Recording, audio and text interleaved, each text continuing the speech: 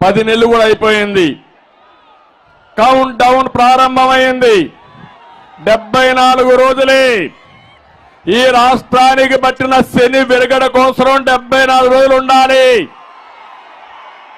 నేను అడుగుతున్నా, ఈ తుగ్లక్ పాలనలో, ఈ సైకో పాలనలో దెబ్బతిన్న రంగం ఏమన్నా ఉందా? నాశనం కానటువంటి వ్యవస్థ ఏమైనా ఉన్నాయా అని మిమ్మల్ని అడుగుతున్నా. ఎక్కడ రోడ్లు ఉన్నాయా అని మిమ్మల్ని అడుగుతున్నా. వ్యవసాయ శాఖ కనపడుస్తుందని మిమ్మల్ని అడుగుతున్నా. విద్యాశాఖ పిల్లలకు చదువు చెప్పే పరిస్థితిలో ఉన్నారా అని మిమ్మల్ని అడుగుతున్నా.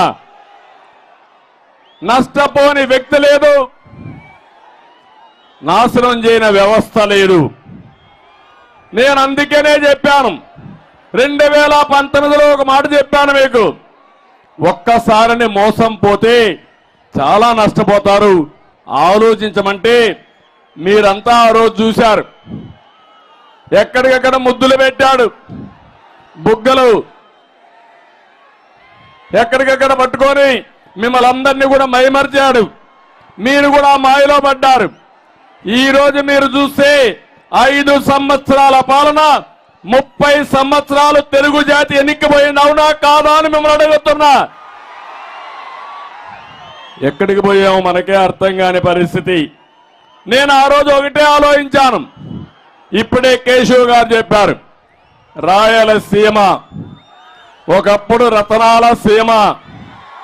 కృష్ణదేవరాయల కాలంలో ఆ రోజు మీరు చూస్తే ఏదైనా పని చేస్తే నేరుగా అక్కడ పొలాల్లో ఎదిగితే రతనాలు దొరికేటివి. ఇప్పుడు అప్పుడప్పుడు వర్షాలు పడితే దొరుకుతూ ఉంటాయి. నేను ఒకటే ఆలోచించాను, ఇది రాళ్ల సీమ కాదు, దీన్ని రతనాల సీమగా తయారు చేయాలని, నీళ్లు ఇస్తే బంగారం పండించే మా రైతులు ఉన్నారని ఆ రోజు ముందుకు పోయాం. నేను నమ్మాను, నీళ్లు ఇవ్వాలి. ఈ జిల్లాలో, రాష్ట్రంలో అన్ని జిల్లాల కంటే ఎక్కువ భూమి ఉంది.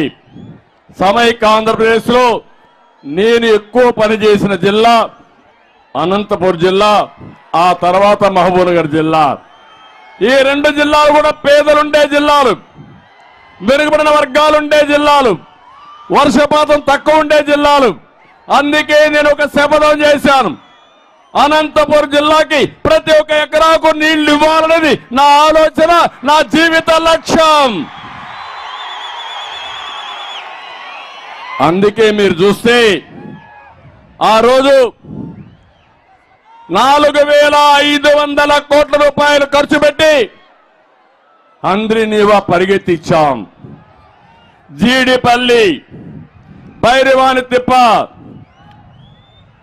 జీడిపల్లి నుంచి Peruru, Gollapalli reservoir, Guntakal branch canal, Madakasira branch canal, Cherlopalli, Marala reservoir, ఇవన్నీ కూడా పరిగెత్తించిన పార్టీ తెలుగుదేశం పార్టీ. అవునా కాదా? ఒకసారి చరిత్ర నెమరు వేసుకోండి. అంద్రినీవాలో నీళ్లు చలవంటే నేను ఒకటే ఆలోచించాను, అవసరమైతే కాలువలు ఎడల్పు చేసి నీళ్లు తీసుకురావాలని. అంతేకాదు, కృష్ణా జలాల్లో నీళ్లు లేవంటే ఏదైతే పట్టిసీమ ప్రాజెక్టు పూర్తి చేసి ఆ నీళ్లు కృష్ణా డెల్టాకి ఇచ్చి 120 టీఎంసీ నీళ్లు పొదుపు చేసి శ్రీశైలం ద్వారా అంద్రినీవా కాలువల్లో అనంతపురకు నీళ్లు ఇచ్చిన పార్టీ తెలుగుదేశం పార్టీ. నేను ఒకటే ఆలోచించాను, ఇంకా కూడా గోదావరిలో 3000 టీఎంసీ నీళ్లు సముద్రంలోకి పోతాయి. గోదావరి నీళ్లు రాయలసీమకు రావాలని, మనకచెర్లకు తీసుకురావాలని, అక్కడి నుంచి అంద్రినీవా ద్వారా అనంతపూర్లో చివరి భూములకు నీళ్లు ఇవ్వాలని ఆకాంక్షించా, ప్రయత్నాలు చేశా. కొంతవరకు జయప్రదమయ్యాం.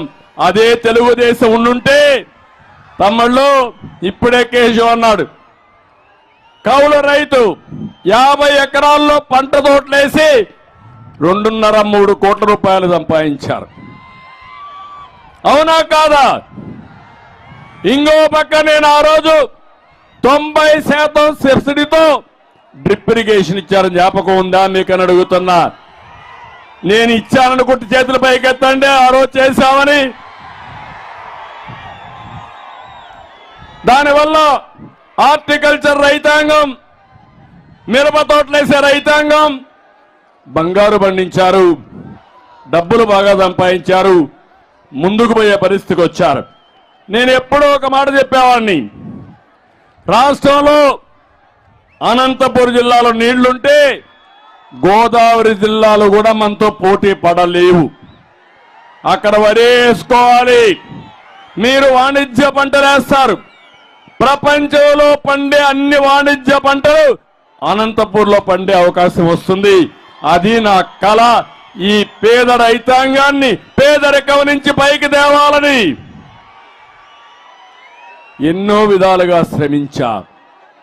కానీ ఈరోజు మీరు చూస్తే ఈ ప్రభుత్వం వచ్చిన తర్వాత ఒక్క రూపాయి ఖర్చు పెట్టలేదు. మనం చేసిన పనుల వల్ల మీ చెరువులకు నీళ్లు ఇచ్చాం, కాలువల్లో నీళ్లు తీసుకొచ్చాం. దీనివల్ల మీ ఆదాయం పెరిగింది, భూముల విలువ పెరిగింది. నేను అడుగుతున్నా, 20 ఏళ్ల కంటే ముందు మీ భూమి విలువ ఎంత, ఈ రోజు ఎంత తమ్ముళ్ళను ఒక్కసారి ఆలోచించమంటున్నా కొత్తగా ఉండే యువతని. ఆ రోజు మన వ్యవసాయానికి ప్రాధాన్యత ఇస్తే సాఫ్ట్వేర్ ఇంజనీర్లు కూడా ఇక్కడికి వచ్చే పరిస్థితికి వచ్చారు. అదే మాదిరిగా మీరు చూస్తే వ్యవసాయంలో మోడర్నైజేషన్ తీసుకురావాలని ఆలోచించారు. ఇదే ఉరవకొండలో జీడిపల్లి పక్కన 890 కోట్ల రూపాయలు ఖర్చు పెట్టి కాంప్రహెన్సివ్ డ్రిప్ ఇరిగేషన్ పెట్టాలని ప్రయత్నం చేశారు. ఆ ప్రాజెక్టు గాని వచ్చుంటే 50,000 ఎకరాల్లో వచ్చేది. ఆ 50,000 ఎకరాల్లో వచ్చుంటే సంపద ఆటోమేటిక్ గా వచ్చేది. అది ప్రూఫ్ ఆఫ్ కాన్సెప్ట్ అనుకున్నా. అది పూర్తయి ఉంటే అనంతపురం జిల్లాలో ఇలాంటి ప్రాజెక్టులు పెట్టి ప్రతి ఒక్క రైతుని కోటీశ్వరుడు చేసేవాడిని. అది చేయలేకపోయారని నా బాధ. ఇది నా కోసరం కాదు, ప్రపంచానికి కూరగాయలు గాని పళ్ళు గాని ఎగుమతి చేసే అవకాశం ఉండే ఏకైక జిల్లా ఈ అనంతపురం జిల్లా. ఇప్పటికైనా మీరు సిద్ధంగా ఉన్నారా అని మిమ్మల్ని అడుగుతున్నా. మాయ మాటల కోసం నమ్మతారా అని మిమ్మల్ని అడుగుతున్నా. ఆ రోజు 10 లక్షల ఎకరాలకు డ్రిప్ ఇరిగేషన్ ఇచ్చాం.